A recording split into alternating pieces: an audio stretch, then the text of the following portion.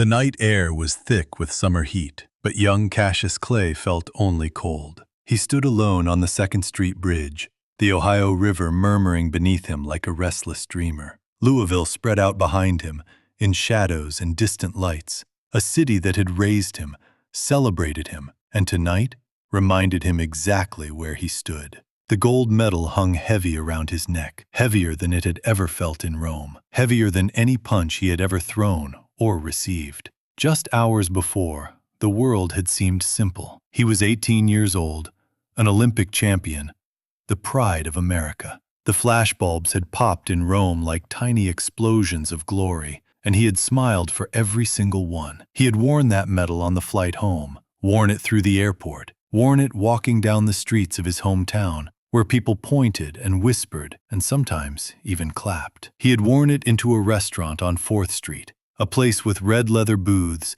and the smell of grilled onions drifting through the air. He had worn it, believing, perhaps foolishly, that gold changed everything. Imagine yourself standing in that doorway with him, the cool rush of air conditioning, the clink of glasses and silverware, the low murmur of conversation that slowly, one table at a time, fell silent. The waitress had looked at him, then looked away. The manager had approached with small, careful steps, the way one might approach something dangerous. The words came out rehearsed, polite, empty. "We don't serve coloreds here." 6 words. 6 small words that landed harder than any opponent's fist ever had. And just like that, the gold around his neck became ordinary metal. Just like that, he understood something his father had tried to tell him for years.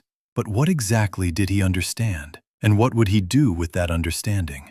The bridge was quiet now. Somewhere below, the river caught fragments of moonlight and broke them into silver ribbons. Cassius leaned against the railing, feeling the rough iron press into his palms. The metal was still warm from the day's sun, and he found something comforting in that warmth, something almost alive. Behind him, the occasional car passed, headlights sweeping across the pavement like searchlights looking for something lost. According to those who knew him then, Cassius rarely showed his anger directly. He transformed it. He danced with it. He spoke it into poetry and prophecy. But that night, witnesses would later say, there was no poetry. There was only a young man and a medal and a question that had no easy answer. He thought about Rome, the Palazzo dello Sport, with its curved ceiling like the inside of a giant seashell, the roar of the crowd that seemed to come from everywhere and nowhere at once. The moment his hand was raised in victory, and for one perfect instant,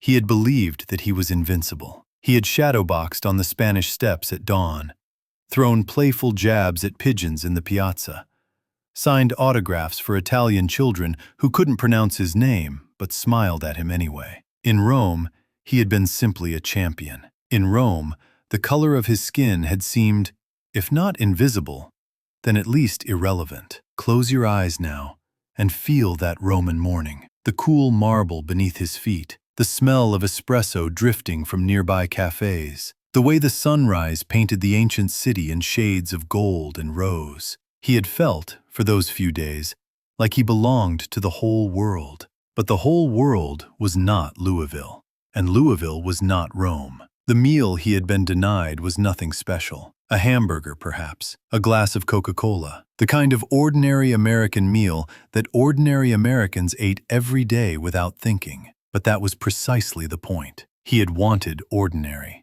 He had wanted to sit in a booth like anyone else, to be served like anyone else, to be treated as what he was, a young man who was hungry after a long journey home. Instead, he had been reminded that his gold medal was just a pretty circle of metal, and underneath it, his skin told a different story. Now, there was something else happening in his heart, something quieter than anger, something deeper than hurt. He lifted the medal and held it in the dim light. It caught the glow of a distant street lamp and gleamed softly. Such a small thing, really. A few ounces of gold-plated silver, a ribbon that was starting to fray slightly at the edges. On one side, the goddess Nike. On the other, a victorious athlete carried on the shoulders of a crowd. He ran his thumb across the embossed surface, feeling the tiny ridges and valleys like a landscape in miniature. But if this medal could not buy him a simple meal, what could it buy? If this metal could not make him equal, what would? Some stories say he threw it immediately, in one swift motion of rage and release. Others say he stood there for nearly an hour, turning the metal over and over in his hands, having a conversation with himself that no one else would ever hear. The truth, as with many things about this man who would become Muhammad Ali, exists somewhere in the space between legend and fact. What matters is what happened next. The river below moved slowly, patiently, as rivers do. It had been flowing long before Louisville existed, long before bridges were built across it, long before a young boxer stood above it, wrestling with questions that had no answers. The water caught sounds and swallowed them. The water caught moonlight and scattered it. The water, some might say, was waiting. Picture yourself there now, the summer heat softening into something gentler as midnight approaches, the chorus of crickets from the riverbank below, the distant hum of the city settling into sleep, and above it all, a young man breathing slowly, his chest rising and falling with the rhythm of decision. He thought about his father, Cassius Clay Sr., a sign painter who had taught him that pride was something you carried inside, where no one could take it away. He thought about his mother, Odessa, whose gentle hands had wiped his tears after schoolyard fights, and whose voice had sung him to sleep with songs about a better world coming. He thought about his little brother Rudy, who looked at him like he was already a legend, already untouchable. What would they think if they could see him now? And there was something else Ali thought about, though he wouldn't speak of it publicly for years. He thought about a different name, a different identity, a different way of being in the world that didn't require the approval of people who would never see him as fully human anyway. These thoughts were seeds that night, small and barely formed, but they were there, planted in the dark soil of his consciousness. The metal grew warm in his palm, or perhaps his palm grew warm around the metal. It was hard to tell anymore where he ended and it began. Now listen to the night sounds around him. The gentle lap of water against the bridge supports, a tugboat horn somewhere far downstream, lonely and low, the whisper of wind through the trees that lined the riverbank, carrying with it the green smell of summer leaves and the muddy sweetness of the Ohio itself. These were the sounds of home, the sounds he had known all his life, and yet tonight they seemed different. Tonight they seemed to be asking him something. What are you going to do now, Cassius? What kind of man are you going to become? He looked down at the water one more time. In the darkness, it was impossible to tell how deep it was, how fast it was moving, where it was going. All rivers eventually reach the sea, but the journey is long and full of bends and turns that cannot be predicted. Perhaps he saw something of himself in that water. Perhaps he saw the journey ahead, the transformations that awaited, the battles that would be fought not just in the ring, but in courtrooms and television studios and the hearts of millions. Or perhaps he simply saw water, dark and patient and endless. The accounts differ on what happened next. Some say the metal arced through the air like a shooting star in reverse, falling up into the darkness before plunging down into the river with barely a splash. Some say he simply opened his fingers and let it drop, the way you might release a breath you've been holding too long. Some say he never threw it at all, that the metal was lost years later, that this whole night is a beautiful myth created to give shape to a transformation that was really much slower and more complicated. What we know for certain is this: something changed on that bridge. Something that had been building for years finally broke through the surface. The young man who walked away from the 2nd Street Bridge was not quite the same as the one who had walked onto it. He was lighter in some ways, heavier in others. He carried less gold and more purpose. Breathe slowly now, the way the river breathes, the way the summer night breathes, the way young Cassius breathed as he finally turned away from the railing and began the long walk home. The streets of Louisville were nearly empty at this hour. A few bars still spilled yellow light onto the sidewalks, and somewhere a radio played a slow jazz tune that drifted through an open window like smoke. His footsteps echoed softly on the pavement, and with each step, he felt something settling inside him. Not peace exactly. Peace would come later, in different forms, with different names, but something like the beginning of peace. Something like the first faint light before dawn. He passed the restaurant where he had been turned away. The lights were off now, the closed sign hanging crooked in the window. He did not stop. He did not look. Whatever that place had meant to him hours before, it meant nothing now. It was just a building, just brick and glass and the small cruelties of small people. He was already somewhere else. Already someone else.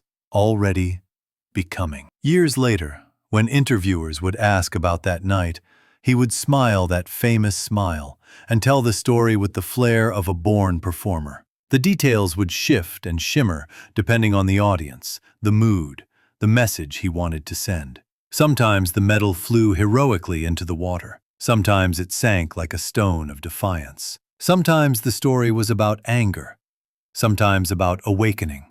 Sometimes about the absurdity of a country that would send a black man to represent it and then refuse to serve him a meal. But here, now, in the quiet of this telling, perhaps the story is simpler. Perhaps it is just about a young man who had to let something go in order to make room for something new. Perhaps it is about the weight we carry and the weight we choose to release. Perhaps it is about the long, slow journey from who we are told we are to who we know ourselves to be. The Ohio River still flows through Louisville, as it has for thousands of years.